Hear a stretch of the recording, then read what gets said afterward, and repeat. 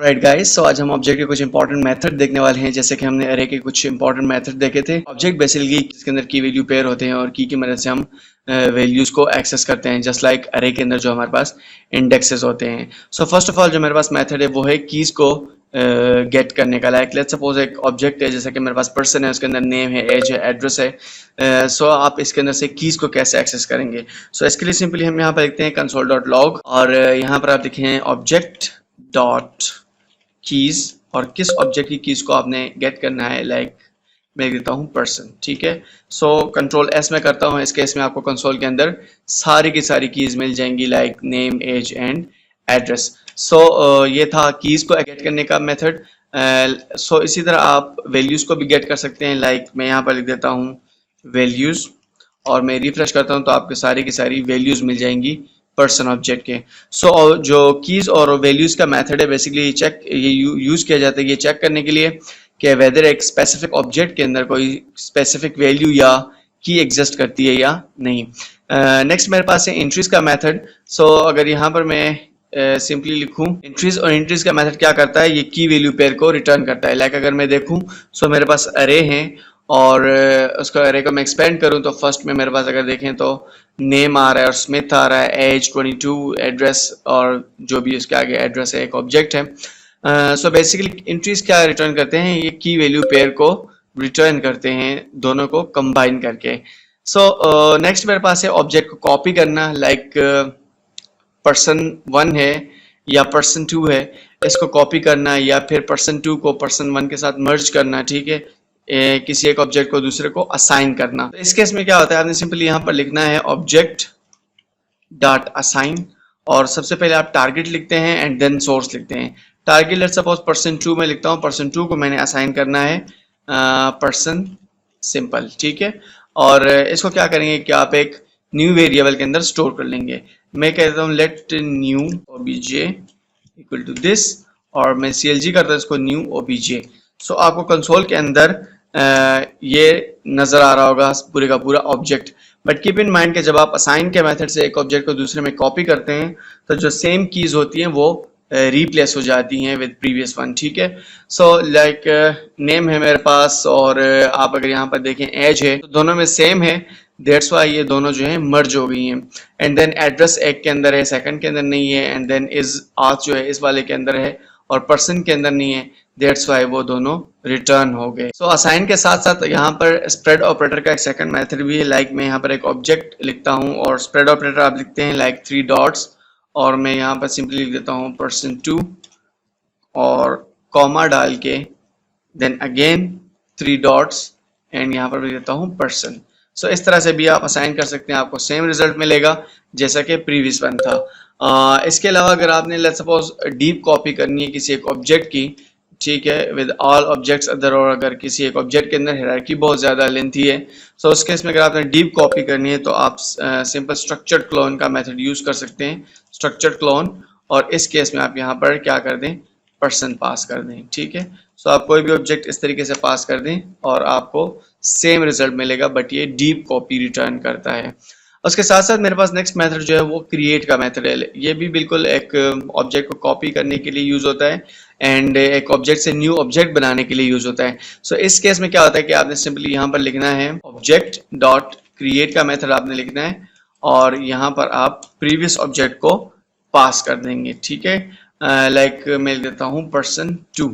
सो अगर इस केस में मैं रिफ्रेश करूँ तो आपको यहाँ पर एक एम्प्टी ऑब्जेक्ट जो है वो रिटर्न होगा, बट यहाँ पर ये इसके प्रोटोटाइप को ग्रैब कर लेता है, यानी इस पर्सन 2 के सारे एट्रीब्यूट्स जो है उनको एज अ प्रोटोटाइप कंसिडर करेगा। सो अगर इस प्रोटोटाइप ऑब्जेक्ट को मैं एक्सपेंड करूँ सो आपको यहाँ पर एज, इज, आथ और नेम ये चीज़ें वगैरह मिल जाएंगी। तो नेक्स्ट मेरे पास है लाइक एक ऑब्जेक्ट के अंदर आपने कीज वगैरह को चेक करना है। सो इसके 3 मेथड्स हैं। सबसे पहला मेथड इन का मेथड है। अगर मैं यहाँ पर CLG करता हूँ और मैं लिख देता हूँ यहाँ पर let's suppose name in person, ठीक है।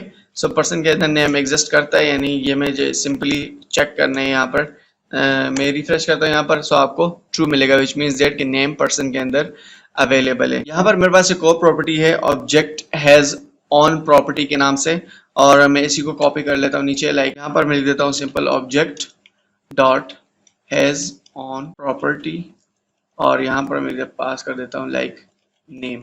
सो ये आपने ऑब्जेक्ट के साथ नहीं लिखता होता, यहाँ पर आपने सिंपल उस ऑब्जेक्ट का नाम लिखना होता है जिसके साथ आपने चेक करना है। सो मैं यहाँ पर इसको रिफ्रेश करता हूँ और आप अगेन देखेंगे कि आपको ट्रू रिटर्न हो रहा होगा। कोई ऐसी वैल्यू आप पास करते हैं जो कि अवेलेबल नहीं है, लाइक चेक में पास कर देता हूँ। सो जो अवेलेबल नहीं होगी उस केस में ये फॉल्स रिटर्न कर देगा। सो इसके इश्यूज को ओवरकम करने के लिए एक और प्रॉपर्टी इंट्रोड्यूस की गई जो कि हैज़ ऑन की प्रॉपर्टी है, और ये इससे लेटेस्ट है हैज़ ऑन प्रॉपर्टी से। यहाँ पर सिंपली आपने क्या करना होता है कि यहाँ पर आपने हैज़ ऑन लिखना होता है और %2 की जगह आपने अपने ऑब्जेक्ट का कंस्ट्रक्टर पास करना होता है।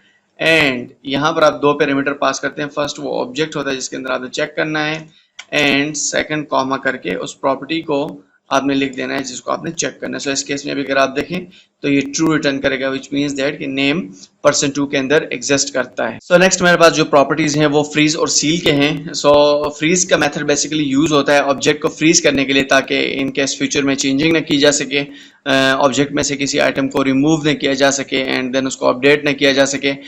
इस केस में आप सबसे पहले लिखते हैं, मैं यहाँ पर लिख देता हूँ let's suppose object dot freeze, और यहाँ पर मैं %2 को पास कर देता हूँ %2।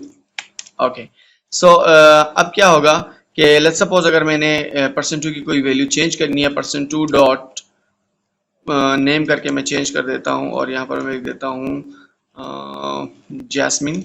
ठीक है, सो इस केस में क्या कि अगर आप CLG करते हैं %2 डॉट नेम को, सो आपको आपकी पुरानी ही वैल्यू मिलेगी ऑब्जेक्ट की %2 की जो कि रोनी है।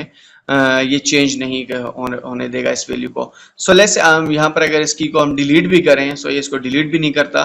लेट्स सपोज मैं लिख देता हूँ यहाँ पर डिलीट और लिख देता हूँ %2 नेम एंड दैट्स इट। सो इस केस में अगर मैं रिफ्रेश करूँ तो आप देखेंगे कि मैं रिफ्रेश करता हूँ। सो आप देखेंगे कि मेरे पास अगेन वही सेम प्रॉपर्टी रिटर्न हो रही है जो कि डिलीट भी नहीं हो रही। सो इस केस में हम सील का मेथड देखते हैं कि सील का मेथड क्या कहता है। सील का मेथड क्या करेगा, यहाँ पर ये अगर मैं यहाँ पर लिख दूँ सील, तो सबसे पहले मैं आपको बता दूं कि सील का जो मेथड है ये प्रॉपर्टी को डिलीट तो नहीं होने देगा बट ये अपडेट कर देगा। जिस तरह के हमारे पास फ्रीज में था वो प्रॉपर्टी को अपडेट भी नहीं होने दे रहा था और डिलीट भी नहीं होने दे रहा था, बट इस केस में क्या है कि प्रॉपर्टी डिलीट नहीं होगी बट अपडेट जरूर होगी। सो इस केस में अगर मैं रिफ्रेश करता हूं तो आप देखेंगे कि जैस्मिन आपके पास रिटर्न होके आ रहा है जो कि अपडेटेड वैल्यू है। सो होप गाइस आपको तमाम मेथड समझ में आएंगे ऑब्जेक्ट के जितने भी मेथड हैं। इसके अलावा हमारे पास ऑब्जेक्ट को जेसन फॉर्मेट में कन्वर्ट करने और उसको पार्स करने के मेथड्स हैं। अगर आपको ये मेथड सारे पसंद आए हैं और समझ में आए हैं तो वीडियो को लाइक ज़रूर कीजिएगा और चैनल को सब्सक्राइब करना ना भूलिएगा। Thank you guys for watching, see you soon, bye.